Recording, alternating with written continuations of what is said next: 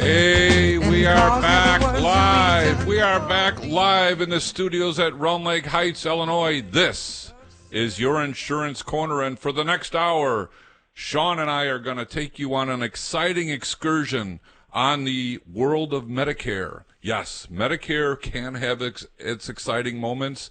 I will prove it to you. I will bring energy to the show. I will bring knowledge to the show. I will educate you as to what you should be doing or not doing, as the case might be.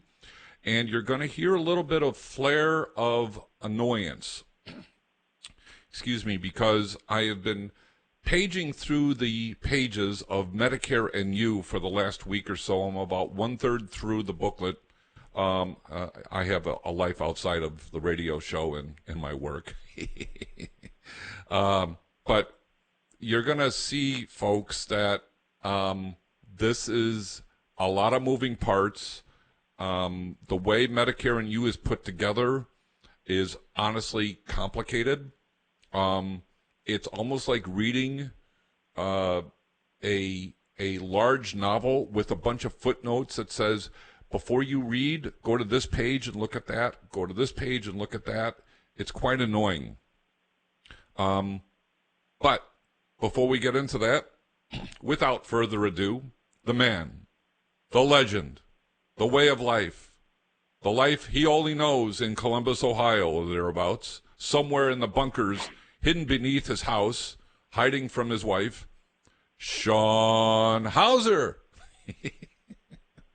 Wow, it gets different every week, doesn't it? You know, sometimes I'm just off the cuff, Sean. Yeah. So, in addition to being insurance wisdom extraordinaire, a mild-mannered gin joint musician, dad soccer coach, and soothsayer of soothsayers, you're also a improv artist. Well, Pretty you cool. know, it's not a fun show if we just go like this, Sean, and talk like this all day long and just try to educate people and, you know, try to keep them aligned, but without falling asleep, because this is inanely boring. Innately. I can't say that word. Inanely. Yes, that too. That too. So, how are you, Sean? Doing well, Bill. Doing well. That's good. By the way, I love the coffee machine I brought to this office, let me tell you. I get coffee in 2 minutes, buddy. I am so happy. By the way, I also brought in, just for the record, I brought in a couple of glass cups that people can use. Mm-hmm. Make sure you wash them. They don't have anything on them. And then I bought a bunch of coffee cups, plastic stuff that people can use. Thank you. Oh, you're welcome. You know, we try to do our best to help the high budget show that we have here.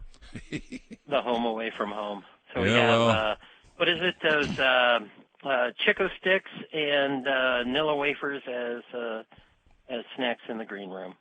Well, none of that. If I were eating some of that stuff here, I'd have crumbs all over the counter, and we'd have ants by the time I left, so we don't want that to happen. You wouldn't be the only one. Yeah.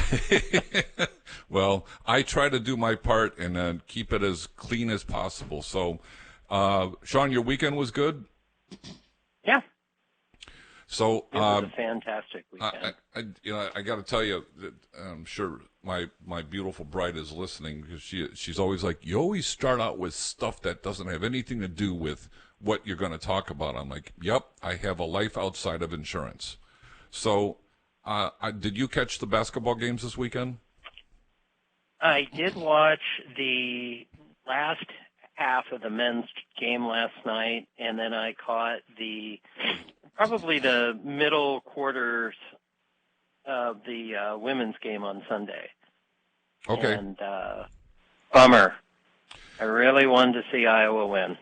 Well, you and me both, but we have a personal interest in that Ryan went to Iowa, so we've kind of become closet Iowa fans to some degree, and I will tell you, that was a really good game.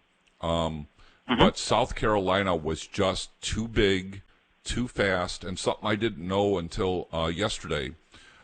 They brought like 5 or 6 players off the bench, whereas Iowa pretty much played their top 5 or 6 starters for virtually the whole game. So there's a point at which fresh legs are coming onto the floor, and tired legs are coming off, and Iowa didn't have a lot of replacements. So, but the South Carolina team, got to give them their credit, but they were big. Oh my, they were just big. And Iowa didn't have an answer, but it was a good game. And then the men's, I think I watched maybe the first 15 minutes of the men's game, and quite frankly, it was a snooze fest. I did not get the same, enthusiasm watching the men's, notwithstanding the fact that I felt after the first 15 minutes, UConn was going to destroy Purdue, and for the most part, they did. Yeah, that was a shame because they had talked so much about that. The center for Purdue and how huge he was. I mean, how tall he was, how big he was, how physical he was, and UConn just hustled. Yeah. I mean, those little guys were like the scrappy little dog in the Saturday morning cartoon walking along the big bulldog. Those guys just took them apart. Yeah, their speed. I was listening to the sports radio station on the way to work today, and that they pointed that out, that the guards took over the game for UConn. And then there was another commentator, I guess he's a professional pro scout or something like that, and he basically said about Edey that's the guy from Purdue. He's going to have to find another gear because the pros are not college. At college, you can kind of dominate because you're 7'6" and 250, and you're playing against freshmen to seniors. But now you're getting into the pros where it's a totally different mindset, way more physical. And he didn't think he thought that somebody would grab him just because he's big, but he's going to have to find a different gear if he's going to last in the pros. So we'll see what happens. I wish him the best. It was just interesting because you'd watch him and they, of course they'd throw the ball 3 feet up into the rafters and he'd pick it up, but he would stop his dribble, and he is miles away from the basket. Yep. And, you see a lot of those big centers, they use their backside and they kind of bump into people and shove them back, and then they, can get the ball to the hoop. And it just seemed like as soon as he got the ball, he stopped his dribble, so then somebody would have to come out and get it. And then he never really got into the paint to do what the big man's supposed to do, which is just stand in the middle and just, dominate the paint. But, yep. Anyway, and it's not as interesting as insurance and Medicare, no, I'm sure. It's not. Speaking of Medicare, I just want to bring up, before we get into our topic, I'll bring an update on this doctor's bill that I brought to our listeners' attention a couple of weeks ago, just to give a recap. There was a client of ours that went into this hospital in Tennessee. I won't say the name of the hospital yet. And it was an emergency. According to him, he handed the his ID card from the insurance carrier. Either they didn't record it or claim they didn't get it. Either way, they issued a bill with all the discounts, and on the margins of the bill, it said no insurance. So they basically gave him the cash discount, which from a $30,000 medical bill turned out to be a net of $1,500-ish, somewhere in that neighborhood. And he paid it. And then he turned around and submitted it to the insurance carrier, thinking that maybe the discounts could be better. Well, that was a big mistake. He certainly didn't consult with me about it, but I understand the thinking. A month later, the hospital issued a bill not for $1,500, but for about $3,600. So he now owes, roughly speaking, about $1,900 more. And so we sent letters to the chief operating officer, the CFO, and the president CEO of the hospital. And for the last couple of weeks, I've been putting in phone calls to the executive offices, and they have basically ghosted me. The secretary who's been the executive assistant who's been answering the phone has been nice, but for the most part, I was pretty much being given the talk to the hand. Today, I called and they said, well, the CEO has no intention of talking with you. And I almost erupted, Sean. I got to tell you, I was like, really? I wanted to say, he puts his pants on one leg at a time just like me, doesn't he? So I don't know why he won't chat with me, but okay, fine. It's beyond his pay grade. I didn't go down that rat hole, but I was certainly ready. But she did give me the chief financial officer's number, who happened to be in Memphis instead of where they were in whatever town the other hospital is. You happen to be in the Memphis location.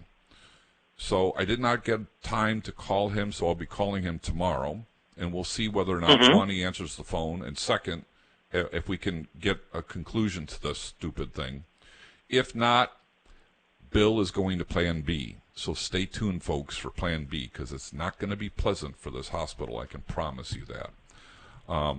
My job is to protect my client's best interest, and if the other side isn't even going to have a conversation, well, I'm going to bring the conversation to them, and that means Department of Labor. It could mean Department of Insurance. We're going to talk about transparency rules, and we're going to talk about no surprise billing. And we're going to see whether or not this hospital all of a sudden gets the attention they don't want if we have to go to Plan B. So stay tuned. I can be nice, Sean, or I can be your worst nightmare. You get to pick which side of me you want. Did they have because I know dealing in financial services as I work, we have certain things like presidential compliance where if somebody sends a complaint to the executive mailbox, right, that they have to respond to you. I guess insurance companies don't have that similar setup, or? Well, I can make a protest to the insurance company, which we kind of did already, and they washed their hands of it. The carrier that this client has basically said, we did our job, we processed the claim. That's all we can do. Yeah. Okay. Well, hey, it was always in the financial services, after you went to, was it Secretary of State then next? And then, so I imagine you've got your escalation path out in front of you. Oh, I know exactly where I'm going to go, and they ain't going to like it. Take down the big buck, young brave. Yes, sir. You'd be your best friend, and I'll go to the wall for you, or your worst nightmare. You get to pick which side of me you want, Mr. CEO. So, there you go. Starting to hear Sylvester Stallone in you a little bit there, like, you're the disease and I'm the cure.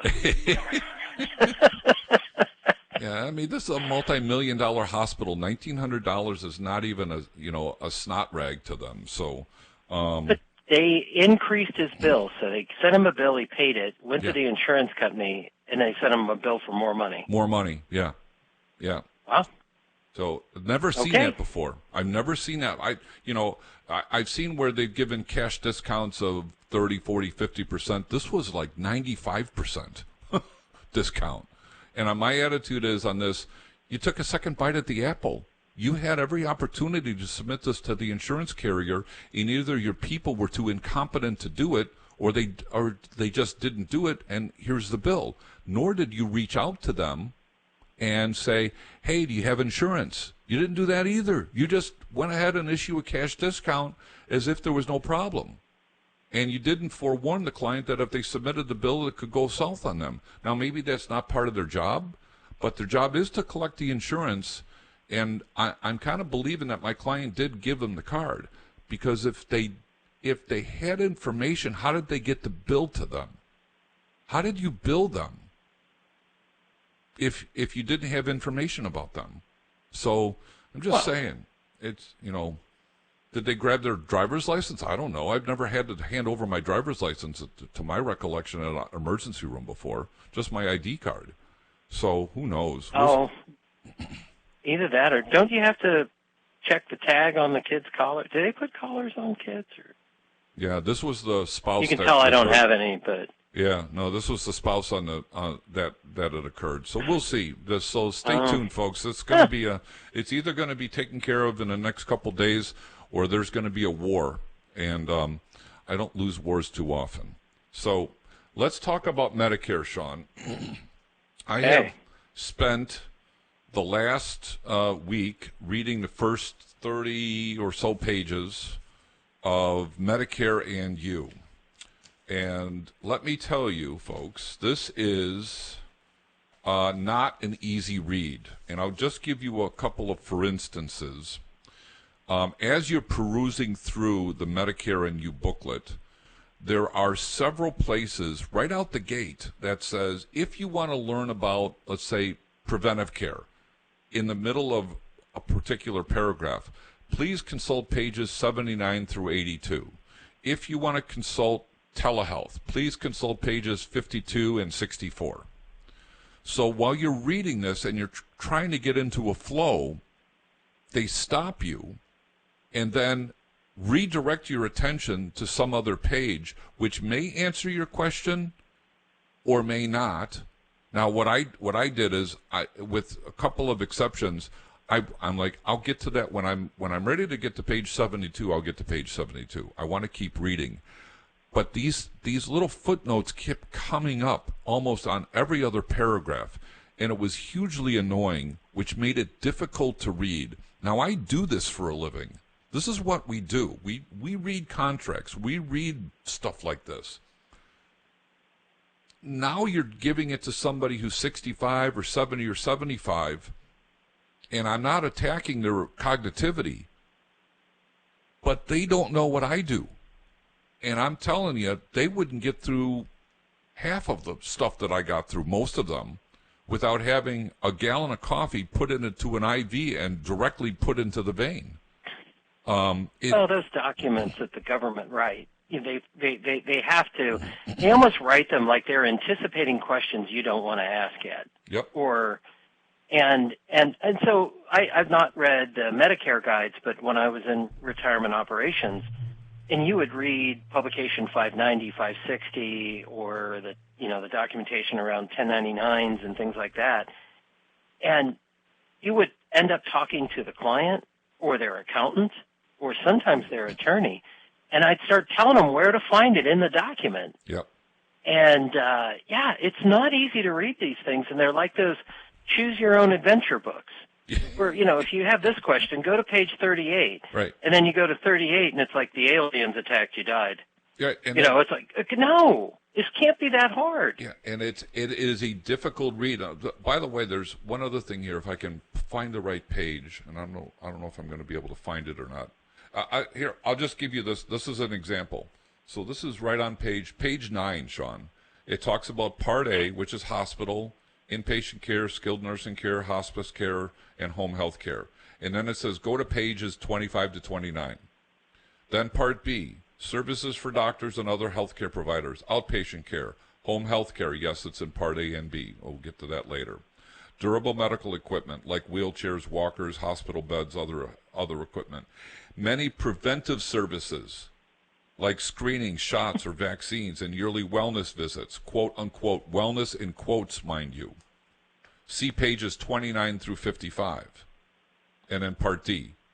Now, I said Part A, and I said Part B, and I said Part D.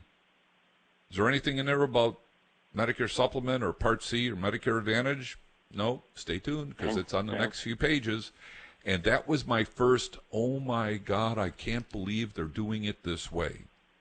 So here's what, on page 10, literally the next page, it starts to compare original Medicare, which is Part A and B, side by side against Medicare Advantage. Now, for those of you who have been listening, and Sean, I'm not a big fan of Medicare Advantage, but I'm not going to presuppose somebody's decision to make that decision. It's their checkbook. They have every right to figure out what kind of a plan that they want. Just make sure you get educated, because you may find out the hard way that some places that you might want to go to aren't covered or are not in the network, or both. So they're comparing Medicare Part A and B, which has all kinds of floating deductibles in Part A, and then a $240 deductible in Part B, and then 80/20 forever, right? And then it's compared against a Medicare Advantage plan called Part C, that's what Medicare and You call Medicare Advantage Part C. I sometimes use it interchangeably. Part C is either a supplement or Medicare Advantage. The booklet calls Medicare supplements Medigap, just for the record, Medigap. It makes things confusing for the average person who's trying to navigate through this stuff. So they're comparing this, and then they say premiums or out-of-pocket. They'll say, there is no out-of-pocket for, Medicare, original Medicare. But if you do a Medicare Advantage plan, you may be capped out somewhere between $3,000 and $8,000. My words, not theirs. They'll just say there's an out-of-pocket maximum. Depends on the plan you pick, network you buy, all that stuff.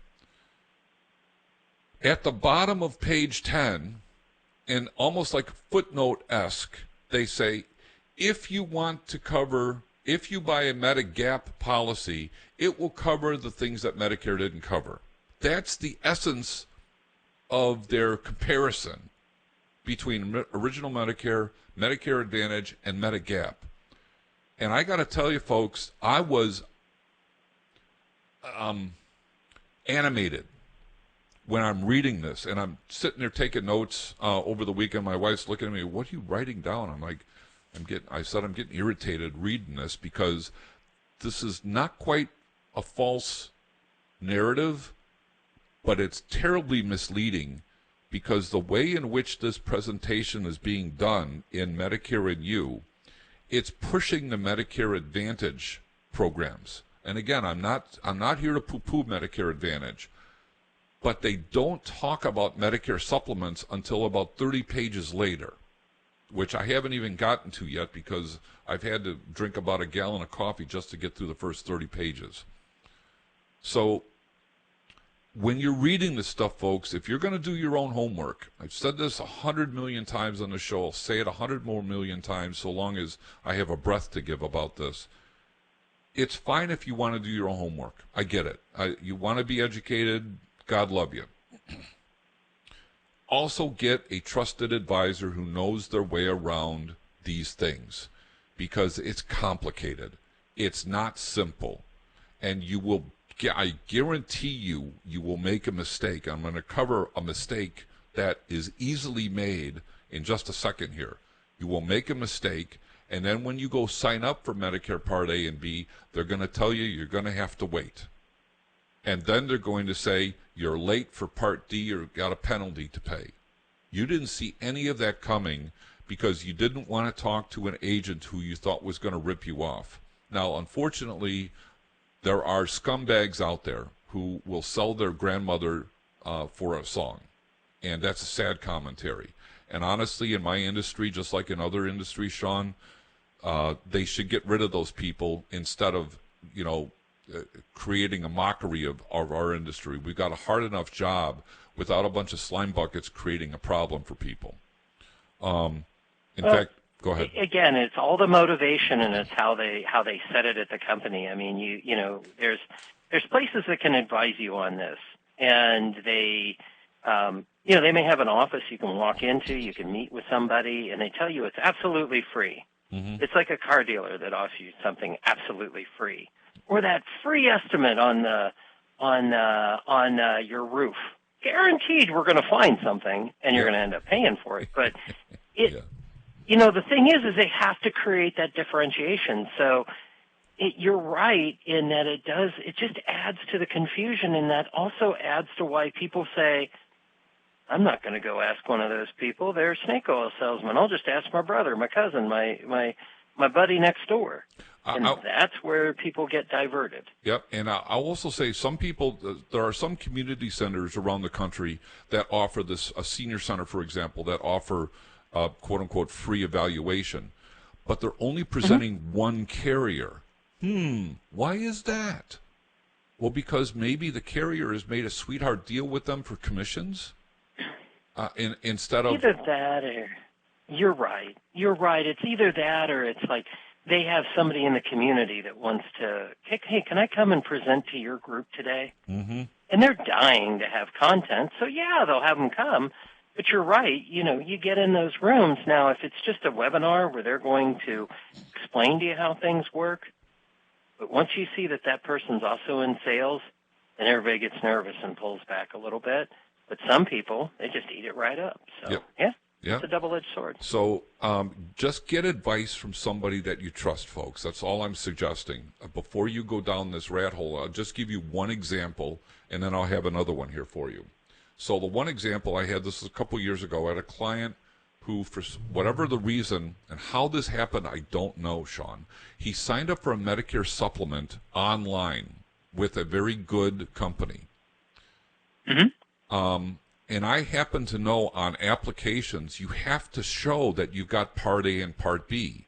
Now, either he lied or didn't answer the question, and it still went through. So he had a supplement, but he had no Part A and no Part B. Wow. So when the supplement gets, and we covered this last week, but just to give you a sense of the math, folks, the supplement's going to pay the 20% and the deductibles that weren't paid by Medicare. They're going to assume the other 80% was covered by Medicare. So if you got a $10,000 bill, they're going to immediately take $8,000 right off the top and then pay the balance. Well, in this guy's case, he had a $50,000 hospital bill. He had $40,000 to pay, Sean. That's what he ended up having to pay, $40,000. Oh. Yeah, because he wanted to do his own homework. And then he came to me. And I used to do this too, Bill, when I was managing retirement plans and things. And people would ask me questions, and a lot of times it was like, just ask me a question. I don't necessarily, we need to sell to make our daily bread. We get that. Mm-hmm. But just ask me your question, and if I can help you and you want to do business with me, that's fine. But I don't think anybody who asks you a question in good faith, you would say no. I would rather you educate, get yourself educated. If you want me to be the teacher and that's all I'm going to be, I'm fine with that. I'm not a starving salesman. I'm not starting in the industry where I'm begging people to make sales. I'm past that now. Am I broke? Yeah, I'm broke. But the reality is that I'd rather you be educated and walk away going, he knows his stuff. I'm glad I talked to him. Now I'll go see my cousin who sells the stuff. That's fine. It's not going to hurt my feelings. If you do that to me multiple times, I may start to ask you. You keep coming to me for questions, but you're not doing anything. What's up? But generally speaking, I'm probably not going to go down that rat hole either, only because, one, I don't mind educating, and second, I don't know who they know, so I don't want to create a problem where I was educating the person for 3 years and all of a sudden I put a stop to it because he took up an hour of my time. This is not my style. So, and there's a lot of brokers like me who will gladly help. There are other brokers that, I made a call to an 800 number, one of those, call us, it's free Medicare supplement thing. They wouldn't give me the time of day. So those are the kind of people that should be drummed out of the industry.